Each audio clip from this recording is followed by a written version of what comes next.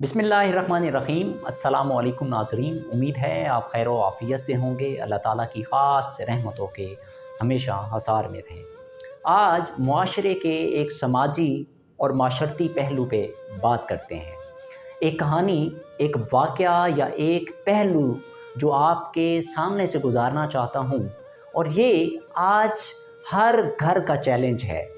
माशरती पहलू है और समाजी और ख़ानदानी पहलू है, जिसको ख़ास तौर पे मर्दों को मैंने देखा है, अपनी फैमिली में भी देखा है, फेस करना पड़ता है। और ये मैसेज देना चाहता हूँ ख़ास तौर पे ख़वातीन को, मर्दों को भी इसी तरह, लेकिन वहाँ ये सिचुएशन कम नज़र आती है। वहाँ भी मार्जिन है, लेकिन ख़वातीन की तरफ ये ज़्यादा देखने को मिलता है। तो एक मैसेज देना चाहता हूँ इंतहाई अहम, और आज के हर घर का मसला, उसका एक हल देना चाहता हूँ, उसकी एक नसीहत करना चाहता हूँ। वो ये कि एक शौहर अपने बीवी को कहता है कि आज घर में मेरे वालिद साहब और मेरी फैमिली आ रही हैं, मेरे बहन भाई आ रहे हैं, तो उनके लिए एक अच्छा सा खाना बना देना। मैं ऑफ़िस जा रहा हूँ, नाश्ते पे ये बात होती है कि तो मैं थोड़ा सा लेट आऊँगा, तो शाम का आज दावत है उनकी तरफ, तो उन्होंने आना है, तो आप दावत को ज़रा अच्छे तरीके से मैनेज कर लीजिएगा। सामान वगैरह सारा मैनेज है और मैंने आपको प्रोवाइड कर दिया है। खातून बड़े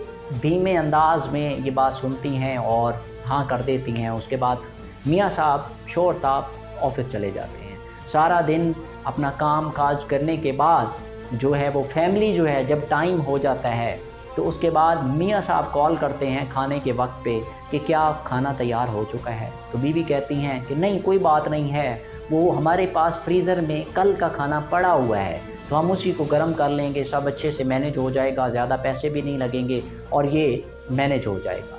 खामन चुप करके मियाँ साहब ये बात सुनते हैं, तो उसके बाद उनका दिल तो दुखता है, तकलीफ़ तो होती है, लेकिन वो खामोशी से क्या करते हैं, खामोश होके कॉल बंद कर देते हैं। उसके बाद होता क्या है, शाम का वक्त होता है, खाने का टाइम होता है, फैमिली दरवाज़े पे पहुंचती है, बेल आती है, दस्तक आती है, दरवाज़ा खोला जाता है।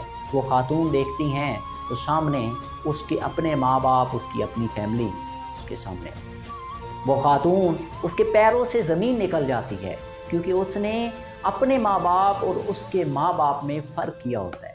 वो दरवाज़ा खोलती है, माँ बाप को अंदर ले आती है। अब शर्म के मारे वो इधर उधर देखती है कि मैं करूँ क्या, मैं क्या करूँ, क्यों? क्योंकि वो मकाफ़ात अमल था, जो वो अपने बारे में सोचती है, अपने माँ बाप के बारे में। वो दूसरे अपने शौहर के मियाँ जो माँ बाप हैं, उनको वो वैल्यू दर्जा नहीं दे रही थी। ये हमारा बहुत बड़ा माशरती चैलेंज है, जिसकी वजह से हमने एक खौफनाक, भयानक सा चेहरा सास वाला बना के रख दिया। हालांकि अगर हम उसी को माँ का दर्जा दें, तो आप देखें घर के अंदर वही माँ बाप आपको डांटते हैं, वही आपको तमीज़ सिखाते हैं, वही आपको गलत सही की डायरेक्शन देते हैं। तो वहाँ पे भी ये बड़ा चैलेंज होता है। वहाँ भी उस सास ने, जिसको माँ कहना चाहिए, जो माँ का दर्जा देना, जब आप कबूल कर लेते हैं, आधे मामलात खुद ब खुद हल हो जाते हैं।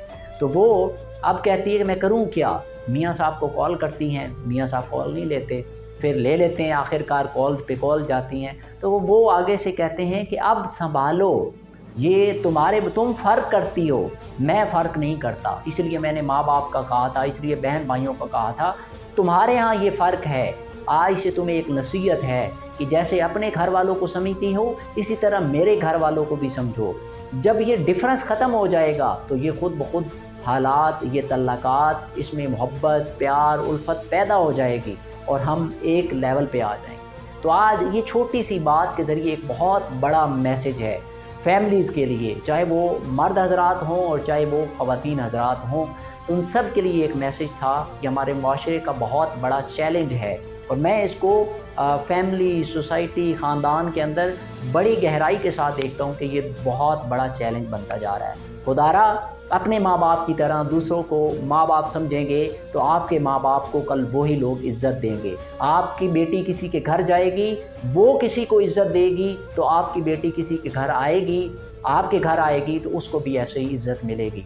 ये दुनिया एक सिस्टम है, अल्लाह पाक ने जो निज़ाम बनाया है। अगर आप किसी के साथ बुरा करते हैं, तो ऐसा ना समझें कि वहाँ वो शहज़ादी बन के रहेंगे, फिर उसके साथ भी बुरा होगा। ये तय आपने करना है। ये जो है طے آپ کرنا ہے اور آپ نے ہی اس کا ایک پریکٹیکل جو ہے وہ زندگی میں نافذ کرنا ہے، پھر دیکھیے گا زندگی کیسے پرسکون ہوتی ہے۔ اپنا اور اپنے چاہنے والوں کا خیال رکھیں۔